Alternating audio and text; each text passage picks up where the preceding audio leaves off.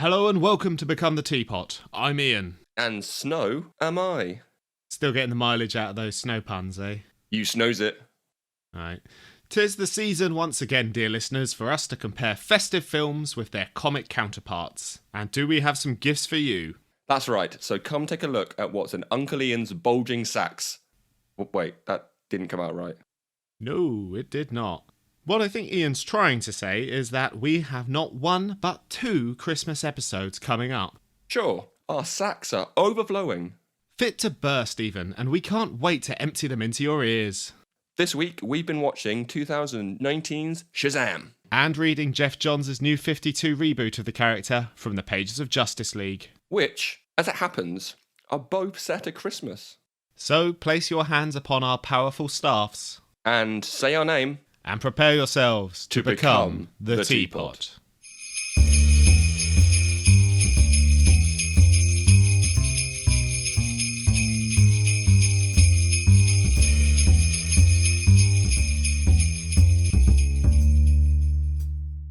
Iain, Shazam 2019. Did you like it? What did you think? I did, yeah. This is only the second time I've watched it, to be honest. Mm-hmm. First time, went to go to see it in the theatre, which me and my brother-in-law went in low expectations. It was after Man of Steel, Batman v Superman, that era. 2 years ago. So, yeah, it was on a whim that we were like, let's go see it. And we both walked away thinking, yeah, I had a fun time. That was good. You? Yeah, I think that was pretty much my experience with it as well. Yeah, we went to see it at the cinema. Let's face it, DC were not on a roll by that point. But the trailers for this looked quite fun. So we thought, yeah, give it a shot. And I agree with you. It's wholesome, good fun. It's very enjoyable. A bit too long, but overall, it's pretty good. Yeah, it's pretty much Big meets Superman, isn't it? Yeah, the big references come out a lot in the mall fight with the piano on the floor and things like that. And I mean this in the best possible sense. To me, it feels like a Marvel film. Yeah. Better still, it feels specifically like Spider-Man Homecoming, which is one of my favourite Marvel films. And I really liked that about it. Yeah, it's kind of a Marvel film. You know, the good guy versus the bad guy. They've got the same power, you know, the same skill set. Yeah. Which in this is pretty much the same. Yes, it is. But it works. It's fun. It means you have to spend less time setting up the villain, which means you can focus more on the hero. Yeah. Historically, specifically with like the 90s Batman films, there was a lot of emphasis on the villains and not much on the heroes. So yeah, I always prefer this approach, even if it can lead to some rather unremarkable villains. But I don't think Mark Strong is here. I think you're in safe hands with him. He's an excellent bad guy. Oh, yeah. One of the few redeeming features of Green Lantern.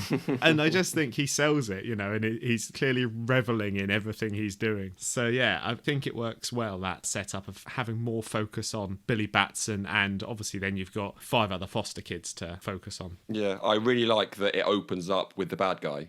Before me and Kate watched this, she said, is there anything that I have to know? I was like, no, you're fine. Let's watch it. And the first scene, obviously him as a kid, and she's like, well, that's clearly the good guy.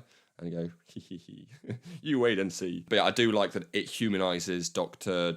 Savannah, is it? Yeah. And it starts off as him as a kid rather than starting off with a hero. Yeah, it does mean though we have, for quite a light-hearted film, we've got quite a bleak opening actually. We've got the car crash with him and then immediately into Billy Batson getting lost at the fair. It's sort of 15 minutes of this film that's setting up is pretty depressing.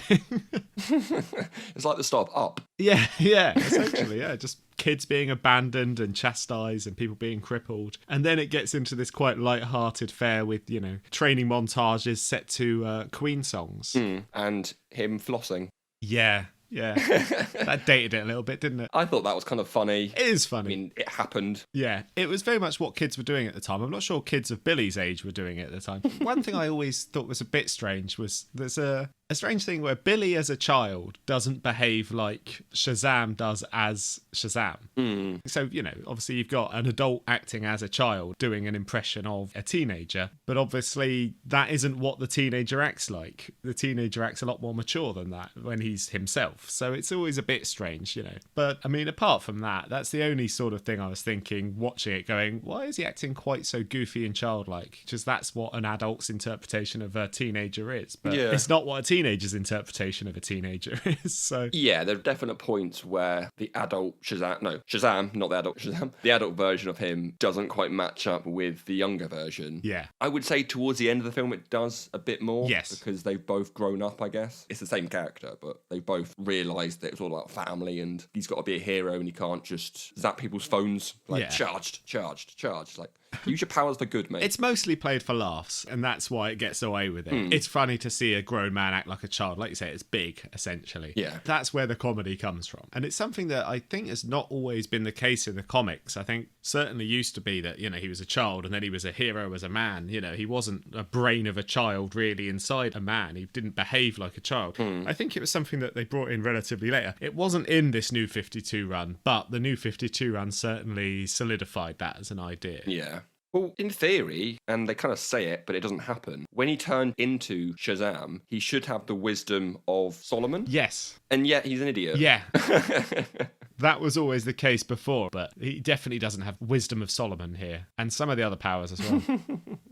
Well, I mean, towards the end he does a little bit. Is he quite clever about how he gets envy out of Dr. Savannah, which I thought was quite clever. Yeah, but they still sell it as a child's reasoning, don't they? They sell it as he's goading him like you would a bully. Yeah. Talking about bullies, these kids in this film, those bullies are absolute dicks. Well, yes. They literally hit a disabled kid with their car. Yeah, and then bully him. And then they spit on a baby later on. They are I forgot about that. comic book villains in the most realistic sense. But yeah, no, they are ridiculously over the top. It's kind of like when we watched Spider-Man, the Sam Raimi Spider-Man, and the bullies in that are just so stupidly over the top. But it's broad strokes. You want to establish these guys are a bully? How do you do that? Well, let's have them beat up a cripple. That classic trope. Yeah, there's no room for interpretation in their characters, is there, after all? I do appreciate, though, that the kids in this look like they should be in school. Yes. And they're not 30-year-olds. Yeah, unlike Spider-Man. Yeah, this is it. They actually look like teenagers, which is probably because they are. It helps when your superhero main character can turn into an adult. Yeah. And you can just go, right, let's get the adult in and film all the action scenes. I remember the first time that I watched this, I didn't know that much about Shazam, but I did know about the Shazam family, if you will. Shazamly. Shazamly. I was very, very impressed that they used that in this film. Yeah. So when it came up towards the end, I was like, Jesus, they're doing it in this film. Like, wow, that's a brave move to do in the first film, but it works. Yeah. And it doesn't feel forced, does it? It doesn't feel like, oh, who are all these guys out of nowhere? Why have all these guys got powers? Because they've all got the same powers, that helps. You don't have to explain it, more or less. Some are faster, some have got better tech, whatever it is. But because you've already spent a bit of time setting up the family, it comes out of nowhere almost as a surprise to a viewer, but it doesn't feel forced and it doesn't feel unexplained. Yeah. I also loved that Eugene was like, Hadouken! And then zapped one of the things. Was like, yes, mate. You just love a reference, don't you? I love them. Yeah, fantastic. It's great. But yeah, you can definitely tell that this was the film the DCEU, or whatever it's called now, they took a different route and was like, right, let's come away from the dark undertones and the greys and the black and make something a bit more fun. Yeah. Even though, as we've said, there are very dark points in this film. Yeah. Before this, there was Wonder Woman, which was pretty good apart from the third act. Aquaman, which you liked more than I did, but it certainly is colourful at least and is very out there. There's not a lot of playing it safe. You've got crab people and fish people and this, that and the other. So there was a lot of other things in those films as well. And this feels like the culmination of that. It feels like, all right, let's lean really heavily into just the fun aspect of things. Let's not try and make things epic. Let's just try and make them good. And it is the Marvel formula, which we see time and time again in Marvel films, but that works, I saw a tweet today from Dan Slott, who's a comic book writer, writes Spider-Man and Fantastic Four currently. He was saying it would be amazing if DC had the success that Marvel have had. We could have been seeing nowadays Booster Gold, Blue Beetle, and all of these obscure DC characters, Deadman and whoever else, on the big screen. Yeah. The same way we're seeing with Marvel, Eros and random characters that you never would have thought they would ever make into a film. Look at the Eternals. And I think that Shazam Captain Marvel, as he was known before, is a bit of a higher profile, but it's nice to see that they are going for perhaps the lesser known ones to a general audience, a B-tier hero. I think it's good that they've come away, they're trying to come away from just Superman and Batman. Yeah. I mean, there's been, 5 Superman films, 7 or 8 Batman films. It's time for someone else to have the light, if you will. Yeah. Although you say that, the last film they released was Zack Snyder's Justice League. The next film they're releasing is Batman. So yeah, they can't quite let go, can they? Also, Superman does make an appearance in this film. He does, yeah. And then Batman is mentioned several times, and they're all in the end credits. Yeah. I also want to talk about, because we've mentioned Mark Strong being a very, very good bad guy, and, he's a safe pair of hands, isn't he? Yeah. Yeah. The other one that I do quite like is his dad, John Glover. Yes, of Smallville fame. Exactly. And also, he was the doctor who made Poison Ivy in Batman and Robin. Yes, and Bane. And Bane, yeah. Made Bane as well. He was also the voice of the Riddler in the Batman the animated series. There you go. Oh, I didn't actually know. That's quite cool. I mean, going back to the start of the film, he definitely sets the tone of being like a bad parent. Well, to one of his children. He likes the other one. Well, he kind of likes the other one. Yeah. If your kid was freaking out in the back seat and it's icy and dark, wouldn't you pull over? I mean, I'd be surprised I had a child, to be honest. But, yeah, no, I probably would. I think this is the thing about this film is very much about parents and found family. The idea of birth parents versus found family, much like the comic has a few references to that. So the thing that this does that the comic book doesn't is really humanises Billy with that search for his parents plotline, or search for his mother. And I think when he finally meets her and it's such a disappointment, it is crushing. She is trash. And I think she's a trash human being. Well, I'm gonna defend her. She makes me angry, and I think that is the point. But as she explains, she was a 19-year-old who got in over her head, got pregnant. Her husband then went off and went to jail in Florida, and she made a sort of panicky decision, and then it still ended up in an abusive relationship. So I'm not going to write her off as trash, and I think you've got to be more understanding about stuff like that. I think a lot of people in the real world will probably have similar experiences. She wasn't ready to be a parent. She had a child regardless, couldn't cope, and handled it very badly. But because you follow Billy throughout the story, you are annoyed for him when he meets her and she is so uncaring. But that's because it means a lot more to him than it does to her. Yeah, it is. It's heartbreaking. Yeah. And then the fact that he gives her the little compass ball thing, and she's like, "What's this?" And you're like, "You little." Go back to your real family. Go on, off you go. But this is the thing. It had meant so much to him all these years, but it was just a trinket that she had won and gave to him 12 years ago. No, it must have been less than that. 10 years ago. So, of course she didn't remember it. It means more to him than it does to her. Yeah, I just don't like her. I mean, the whole point is you don't like her, you don't like her actions, but I feel that they are understandable, and I think that this is why you can't be too angry at her as a character, and I think this is the idea about found family versus the family you're born into that the film examines. The same thing happens with Mark Strong's character, is that his dad is an absolute dickhead, his brother is an absolute dickhead, and then he rages and kills them. Yeah. This is a man who was raised by parents who didn't like him and didn't want him. I think there was perhaps some implication that Mark Strong's character, Dr. Savannah, had maybe been a cause of the death of the mother, because there was no mother around, obviously, was there? Yeah. So this idea that he had a family that didn't want him, and that is what Billy could have grown up in. If his mother had continued to raise him, he would have been raised by a parent who essentially didn't want him his whole life. And instead, he's now got to a stage where he's got a foster family who do want him, but he is fighting back against because he's got this idealized version of in his head about what his mother would be like, and this idea that she lost him and I just couldn't find him, which is, it doesn't take a genius to figure out that's not the case. If you were looking for your son and he was already located by police and in foster care, you'd be able to find him in theory. Yeah, I get that she was young when she had him and she couldn't cope and all this sort of stuff,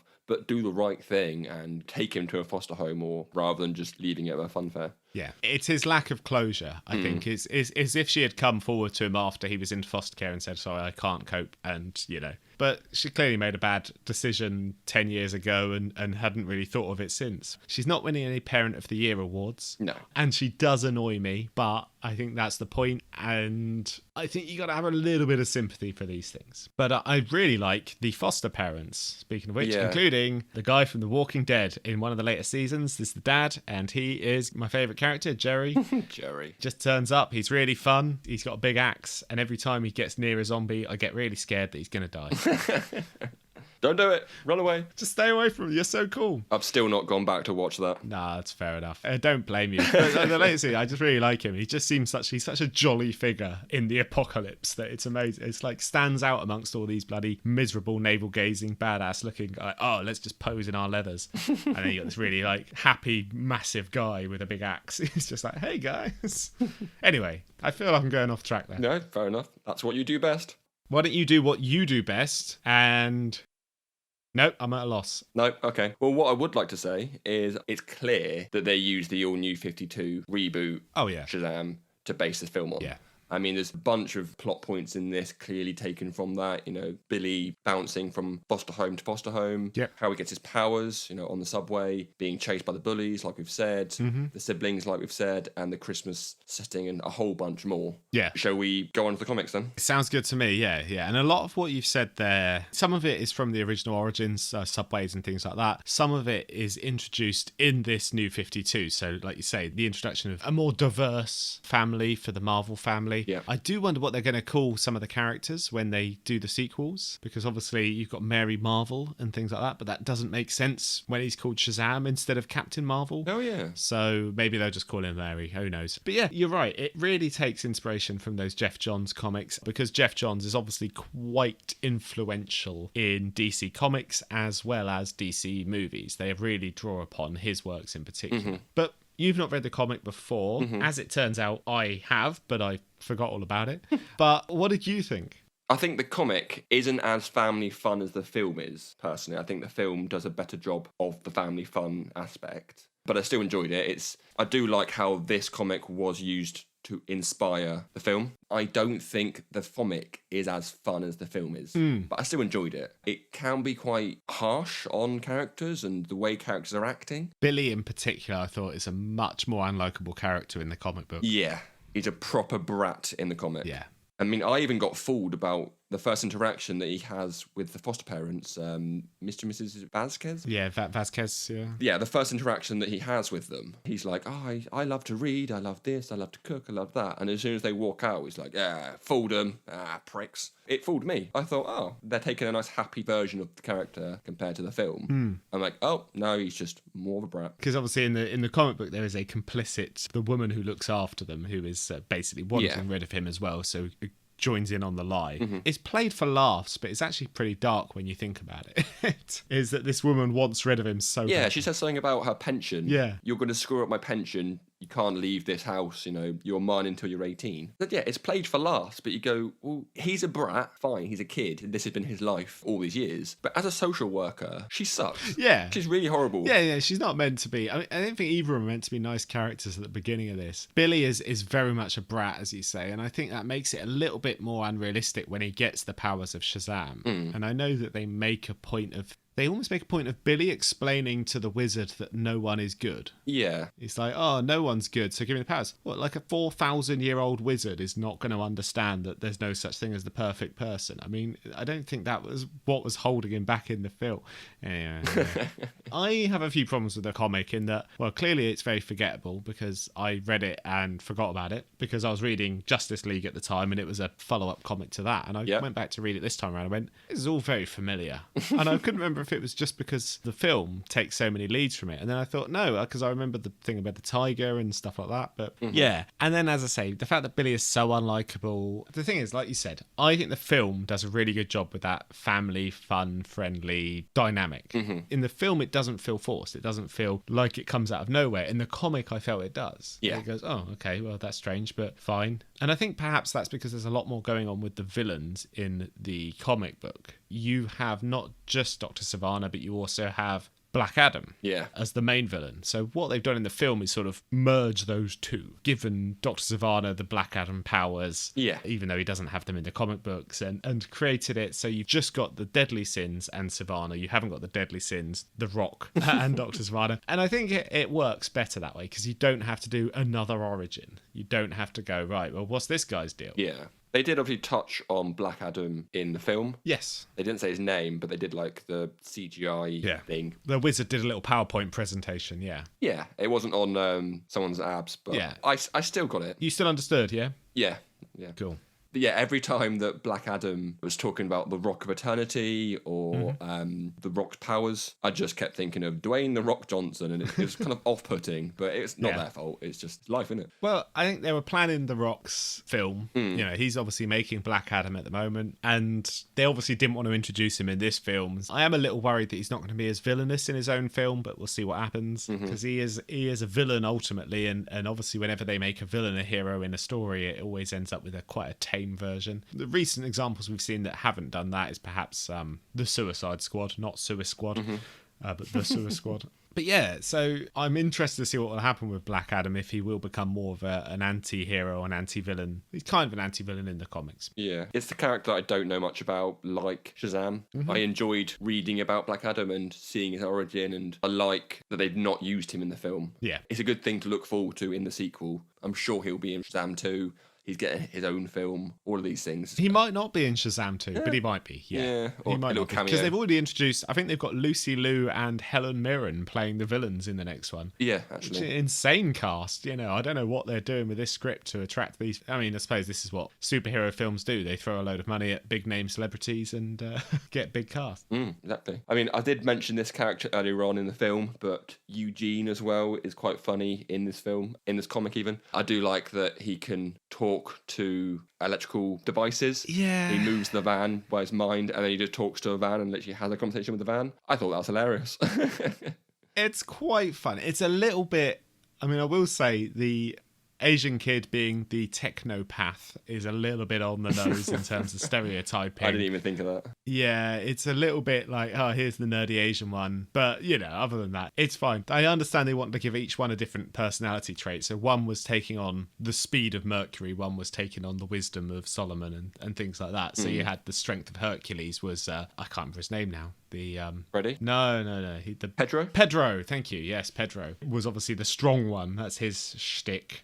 Each of them was taking on a different aspect in a way, even though they had more or less had all the powers. I think Freddy was more of the flight, wasn't he? Which is what they did quite well in the film, where they talk about how heroes have flight. Yeah. Then when Freddy finally gets his superhero powers, he was whizzing all over the place because, you know, ultimately he's a hero. I do like that in both comic and the film, and obviously it's easier to do this in the comic because there's artists, but especially in the film, you can really see the sort of kids to adults that it does match up and really well. In the casting, going back to the film, the casting of the older kids works so well. It really does, yeah. And Adam Brody as Freddy, I think, is perfect. He looks just like him. Yeah, it was excellent casting. I think Michelle Borth is not returning for the older Mary Marvel. I think they're just using the same child actor as the adult actor. They are indeed, yeah. So I wonder how that's going to work. Yeah, I never really thought about how, but yeah, I know it's happening because she's quite old now. I think she's, quite old. She's older than the others. Mid to late 20s, I think. I'm pretty sure Angel Asher, which again, great name, that's the guy who plays Billy. Yeah, it's a superhero name on its own, isn't it? Yeah. I think he's got to be in his late teens, or maybe he was even coming up to 21 now, I think. That age. I think they are older than they look, but at least they don't look 30.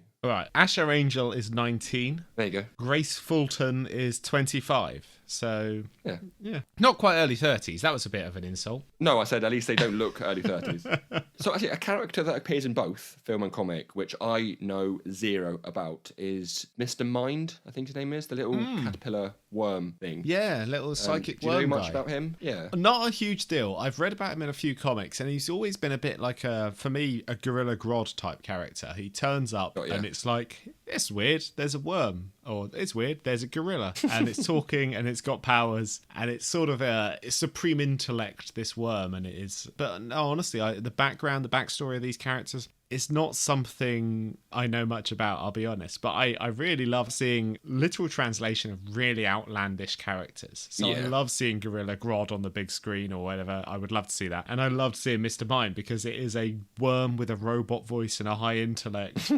It's just daft, isn't it? It's so daft. Comics are daft. And it's amazing. And I love that they bring, those things to the screen. Yeah. They could have changed that. That could have been a robot or, I don't know, something more realistic. Or just ignored completely. They could have just not brought it in. Yeah, all that. Yeah. And this is what we saw for years and years and years, is this idea of downplaying the more ludicrous elements of comic books. But just embrace it. Go with it. Non-comic book films are pretty ludicrous themselves. What I do like, actually, about both comic and film is that there's got references to the wider DC world. Freddy's... No, not Freddy. either Freddy or Billy, I don't know which one, literally name drops Superman. And I think they both do, don't they? Yeah, Freddy certainly does. Yeah, because obviously he's the nerd in terms of superheroics. Yeah. It doesn't quite line up with what we see in the in Batman v Superman. It's strange to believe that these two things are happening in the same world. Yeah. I mean, also, Freddy's room is just covered in DC references. Yes. And he has an abundance of Justice League shirts. Yep. But I'm not going to dwell on the obvious ones. Oh. So let's move on to a cheeky little Easter egg hunt. Iain's egg hunt. Iain's egg hunt. Iain's egg hunt. I'm not yoking you.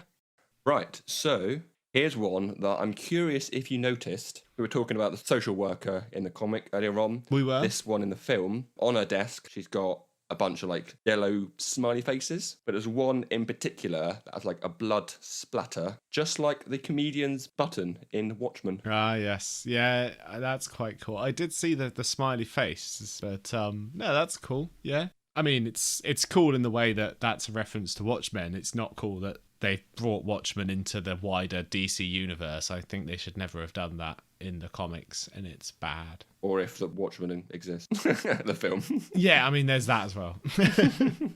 And just like I brought up in Aquaman, the doll from Annabelle shows up and makes a little hidden cameo. Oh, okay. In the pawn shop right at the start, in the bottom left corner. Is he a producer on this film or something? He did one of the Annabelles, I think it was Annabelle Creation or something. Oh, I see. What, the director did? Yeah, the guy who made the film, Gotcha. He directed one of them. And he does a lot of horror things, just like James Wan. So I guess they've just sort of popped that in there, which is quite nice. Oh, that's interesting, because there's very few horror elements, apart from that boardroom scene in the film. There was not many horror elements. But I really like that boardroom scene in the film, but I did think that was a little bit out of place. But now it makes sense. Now you say he's a horror movie director, because that was full-on horror. So, yeah, okay. And this is a bit of a layered egg. I do love a good egg inside an egg. Who doesn't love an egg layer? So the Eye of the Tiger plays when Shazam is doing the hands, lightning with my hands. Yes. That bit, which obviously they mention Rocky and the stairs. Yeah. That song was used in the third film. And also it's a nod to tigers, which we said comes up in the comic. That's a reoccurring theme. He wanted a tiger at the carnival. He's got a tiger on his bag. The symbols on the cape clasps are tigers. Yeah. And then there's a bunch more. But then also, this goes back to the comic where you've got Corky Tawny, the tiger, which was actually a talking tiger back in the day. Yeah, But who then turns with up the in new the comic 52 book, reboot. obviously. Yeah. Was it Eye of the Tiger? It wasn't it? Yeah. It wasn't just the Rocky theme, was it? No, it was Eye of the Tiger. Dun, dun, dun, But that bit was yeah, it was. Yeah. Rising up. Anyway, carry on. zapping my fingers. What else you got? In the film and the comic, a little double Easter egg. The school in the film is called Fawcett Central. Yes, it is. School in the comic is called Fawcett High. This is a reference to Shazam's previous hometown of Fawcett City, which is a reference by itself going back to the comics that it came from. So Fawcett Comics actually created the character back then with Captain Marvel. Yeah. And then it was purchased by DC. Well, you say purchased. I mean, this is a bit of a piss take that naming things after Fawcett is the fact that DC basically sued Fawcett Comics into oblivion because they claimed that Shazam was or Captain Marvel was an infringement of Superman, a copy of Superman. So the DC basically sued Fawcett into oblivion. At which point Marvel, because Fawcett was sort of folding, swooped in and copyrighted the name Captain Marvel. Which is why Captain Marvel became Shazam after many years, because DC basically weren't allowed to use it in promotions. They started calling the comics Shazam, even though the character was still called Captain Marvel. And then it was with the new 52 reboot that they decided to call it all Shazam. But yeah, it feels a little bit of, let's tip our hat to that comic company that we sued into oblivion. Yeah, so I knew about the Captain Marvel and the DC, and I knew that. Yeah. I didn't know that they ruined that comic company. Essentially, I just yeah, thought they they were like, purchased it. because Captain Marvel at the time was outselling Superman, so they started suing them and saying, "You've copied our character." Yeah. And I will end on not an Easter egg, just a nice and interesting fact for you. Yep. So in the shopping mall scene when Dr. Savannah is chasing Shazam, the crew were actually caught on camera and were in the shot, and obviously they weren't supposed to be there. They were filmed like holding the mics and the cameras and all this sort of stuff. So what they did, rather than going back to reshoot, they actually CGI'd out the boom stands and the cameras and all this sort of stuff, and they put shopping bags in their hands instead. Oh, okay. Yeah. So they became the extras rather than having to go back and to take them out entirely. Yeah, that's quite fun. All right, cool. That's really clever. And then they get a little cameo. Yeah. Nice. Well, that's good stuff. Well, yeah, I like those. Good Easter eggs. There was a lot of them to be had here, and obviously you didn't mention all the obvious ones, so that is the pinnacle of Easter egg hunts, I would say. Well done. Thank you. Just in time for Christmas, a traditional Easter egg hunt. So, in conclusion then, let's get back to wrap things up. What did you make of the film and the comic?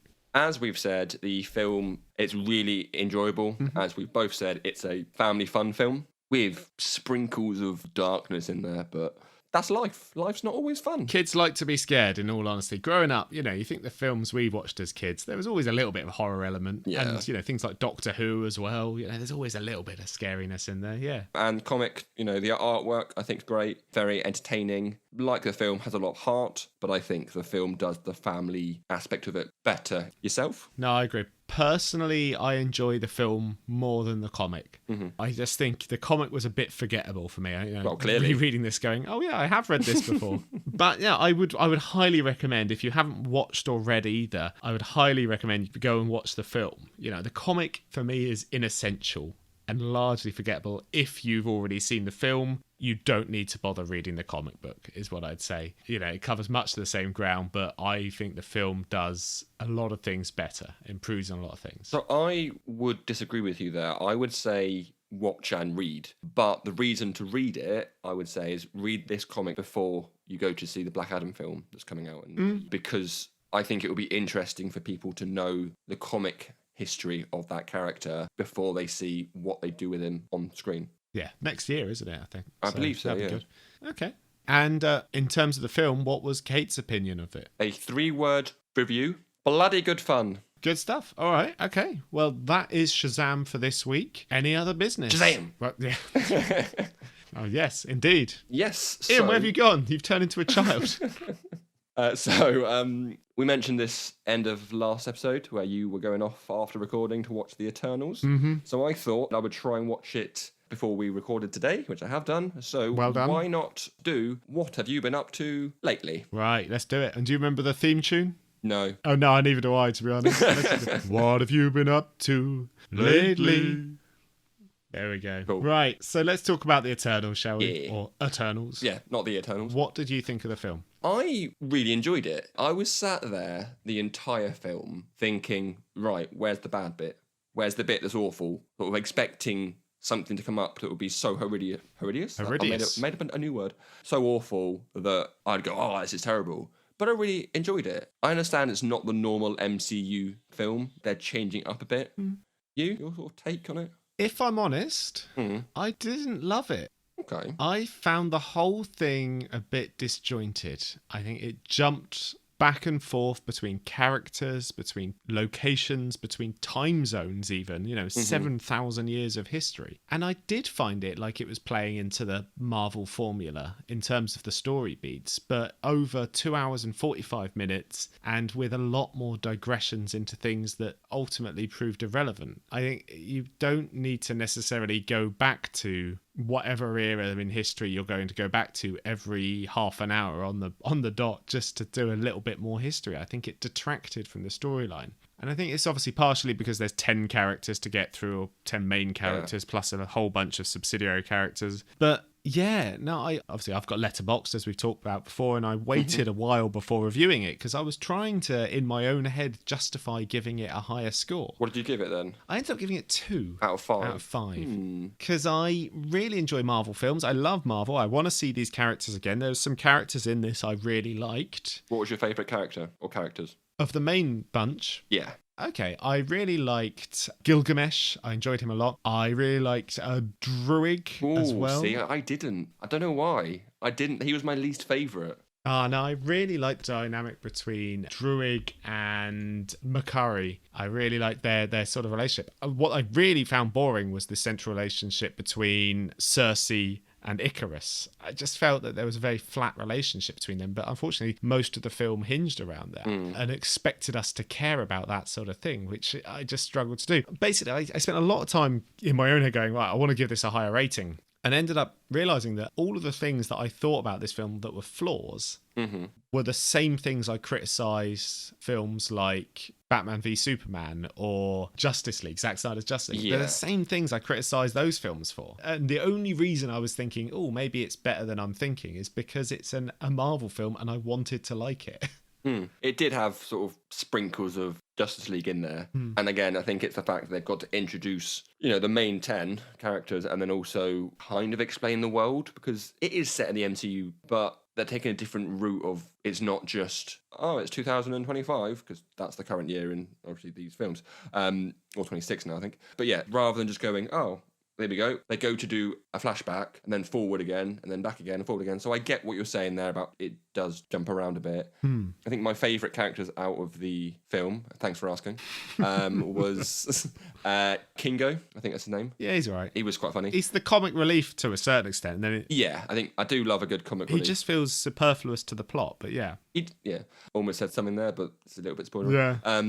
And Fasto, is it? The techie one. Yeah. I liked those two. He was all right. Again, I have no problem with the characters in themselves, a lot of the support characters, but I don't think you needed as many as there were. I don't think each of them needed as much focus as they did, because I felt you ended up with something that was quite uneven. And I think even though I would like to see more of these characters, I didn't particularly enjoy the film.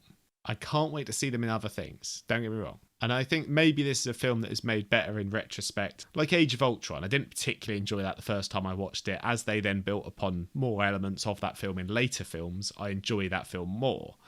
So maybe as they introduce more elements from this film into the greater Marvel universe, it will have more of an impact. But I just found it a bit disjointed, which I'm honestly sad about, because, I really enjoy Marvel films. I really enjoy lesser known Marvel heroes, seeing them in things. I'm a big Black Knight fan, as a fan of Captain Britain and MI-13 in the comic books. He was a member of that team, so I was happy to see Dane in the film, but yeah, it's a bit of a shame, really. Well, talking about Dane, in the post-credit scene, do you know who spoke to him? I guessed who spoke to him immediately afterwards to Haley, and I think that seems to be the general consensus. So I looked it up. Yeah. And it was spoiler.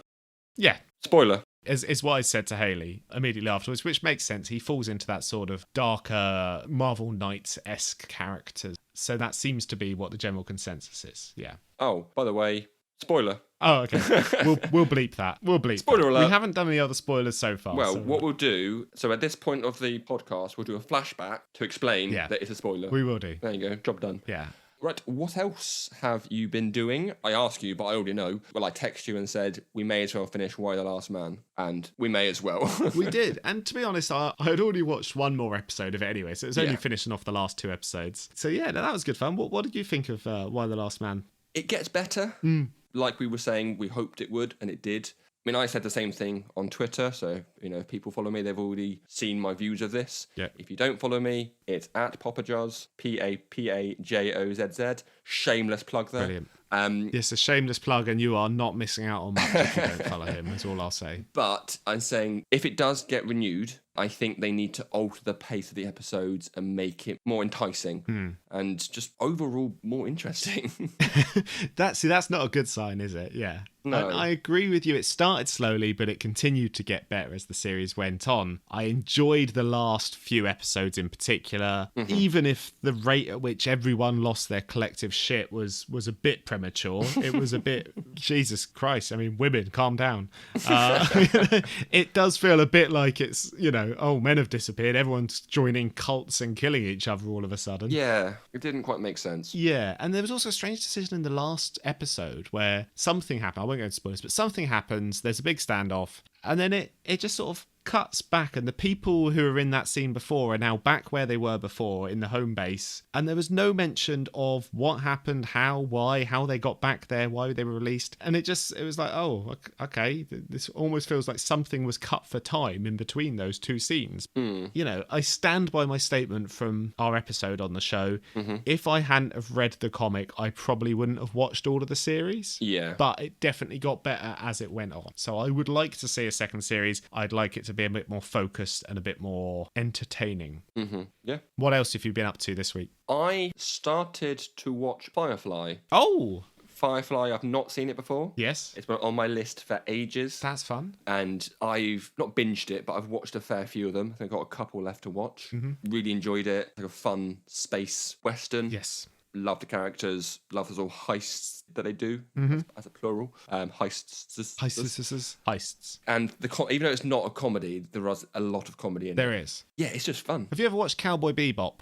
No. Okay, so they've made a live action version of that recently, which, to be honest, I think is fine. I've watched the first couple of episodes and it's entertaining enough, but it's not great. But I'm a big fan of the anime, the original. So it's kind of one of those things where I'm watching it going, well, that's not as good as the original, you know, whatever. Anyway, the point being, Firefly, it takes a lot of inspiration from Cowboy Bebop, the anime. So it's on Netflix, and I would highly recommend checking it out. It has that same, they're a group of bounty hunters, and it's this sort of rundown universe jumping from planet to planet. There's a combination of Japanese and Western aesthetics, because obviously it's an anime, but it's based heavily on American Westerns. So yeah, I don't know if Joss Whedon has ever said that it was a direct inspiration, but it feels very much like a direct inspiration to Firefly. So once you're done with that, and once you're done with Serenity, I'd highly recommend checking out the anime. Yeah, so like I said, I've got 2 episodes left. After that, I will watch the film. Yeah. But yeah, I did realise, actually, the Doctor character, can't remember his name, he is... Everyone's most memorable villain. No, the actor is the same guy that plays Shrapnel in Arrow. That character that we did not know what his We didn't power know was. who he was. Yeah, no, that's what I mean. Everyone's most memorable villain, Shrapnel. Right, got you. I thought you Shrug. spoiled it for me.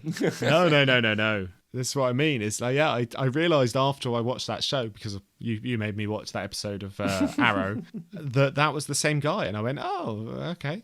But obviously it's also got, there's a lot of pedigree to superhero films. Obviously Nathan Fillion has just been in the Suicide Squad. You've got Morena Baccarin, who is in the Deadpools. I'm sure there are many, many other links. God, what's his name? The pilot, Wash. Oh yeah, he's in Star Wars, isn't he? He's the voice of one of the robots. He is in Star Wars. He is in superhero films. He's in Doom Patrol as the villain, first series. So yeah, no, he is in a huge amount of stuff. And he's in every single Disney animation as well. So that's fun. And he's the pirate in Dodgeball. He is, yeah, Steve the pirate. And he's the pilot. I can't remember his name. That's not a good sign, is it? What is his name? Alan Tudyk. There we go. He was also in one of my favourite guilty pleasures, A Knight's Tale. Oh, I've not seen that film in years. Oh, it's a That's real, hilarious. just good fun film. Yeah. Paul Bettany, the late great Heath Ledger, Robert Baratheon, all good. Yeah. Anyway, I might watch that later.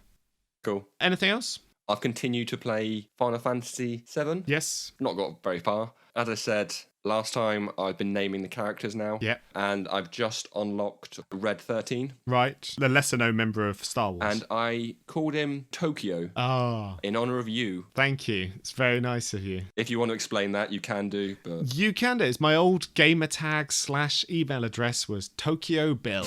And I used to use it for a lot of things. It's still my username for a lot of things. So yes, Tokyo Bill. If you ever see that about, it may or may not be me. But I've started an RPG this week as well. I've started playing Pillars of Eternity. Really enjoying that. That's a little top-down isometric RPG type game. Right. Guide your party around. I'm enjoying that a lot. And it's sort of D&D-esque, you know. So, you know me, I love my D&D. Yeah. So I'm enjoying that. I'm playing a big hench ranger, which I always like doing. I like playing against types. So whenever I created a Skyrim character, I would create a Nord hunter. Yeah. So these big muscular characters, but with a bow and arrow. I was like, that's fun. And so, yeah, I created the same thing for this. I've got a bear called Paddington. It's my pet. of course you do. And my character is called Postlethwaite after Pete Postlethwaite. So that is what I've started recently, and that's been good fun. Cool. I'd highly recommend Pillars of Eternity, but I imagine if anyone is interested in that type of game, they've already played it, so a bit pointless. Well, I would say that I'll play it, but I probably won't. Fair enough. Oh, and yesterday I went to see a secret film. Ooh. The cinema near us, which is a picture house cinema available across the UK, occasionally do secret films, which basically it means you are going to see a film. It will be a film that is coming out soon. You get to see it a bit early. And usually they tend to be the art house or the independent film, but with a good big names in them, the Oscar bait films. That's the things they tend to be. So previously, apparently, these have been The Lighthouse, Knives Out, The Farewell, films like that. The film I saw yesterday, Friday, was Come On, Come On, which is starring Joaquin Phoenix. Oh. And it's pretty good. I mean, I didn't know much about it. I probably wouldn't have seen it in the cinema if I hadn't gone to see the secret film. And it's all about an uncle and a nephew sort of reluctantly bonding over a period of days of traveling around the country after the nephew's mum has to go and look after the dad. So very, very, very well acted is all I'll say. I would expect big things from the nephew coming up. He is turns out, I found out afterwards, British kid, but, untraceable American accent for a 9-year-old. Wow. And yeah, just really well acted. So highly recommended if you are into very, very talky films, very slow talky films where not a lot happens. I mean, you've really sold it there. I mean, I enjoyed it, but I'm into that sort of pretentious shit. So. Fair enough. Right. I think that's enough. What have you been up to lately, right? Yeah. Unless there's anything else you want to talk about. Not right now. I'll wait till that finishes. Okay, right, fair enough. We will talk about, I think it'll be 2 weeks' time, won't it? I know that I plugged it shamelessly, but I am quite vocal on Twitter about when it comes on TV. I tend to tweet a lot about it. Yeah. But yeah, we will discuss that once the series ends. Well, how about, because it's going to be, I think it's 6 episodes, isn't it? We're going to have the 4th episode tonight. Yep. Which means the next recording will happen on the day of the last episode. I believe so. So, we can either do it next episode and talk about 5 out of 6 episodes, or we can talk about it the following episode as our first episode of the new year, shortly after it finishes. What would you prefer to do? What we could do is New Year's New Who bonus episode. Sounds good to me. Okay, well, look out for that in the new year. That's all for this episode. Thank you very much, Iain. If you enjoyed Geoff Johns' work, then why not check out our episodes on his other DC works, Green Lantern and Aquaman, to find out how he became one of Iain's favourite comic book writers. That's me. Questions and comments can be directed our way via Twitter at becometheteapot or email us at becometheteapot@hotmail.com. We can also be found on Facebook, Instagram, YouTube, or by speaking the magic word. But we'll only bestow upon you the secret phrase if you're pure of heart and you're subscribed to this podcast. Next episode, we continue with our festive mirth by watching our favourite Christmas film, Die Hard. Wait, Die Hard's based on a comic? Well, not exactly, but they did make a comic book prequel to it, Die Hard Year One. You sure you don't mean Batman Year One? No, I don't. That's not really what the show's about, though. Sounds a bit tenuous. Oh, it's absolutely tenuous, but it is an excuse to watch Die Hard. Then that's all you need. Yippee-ki-yay, motherfucker.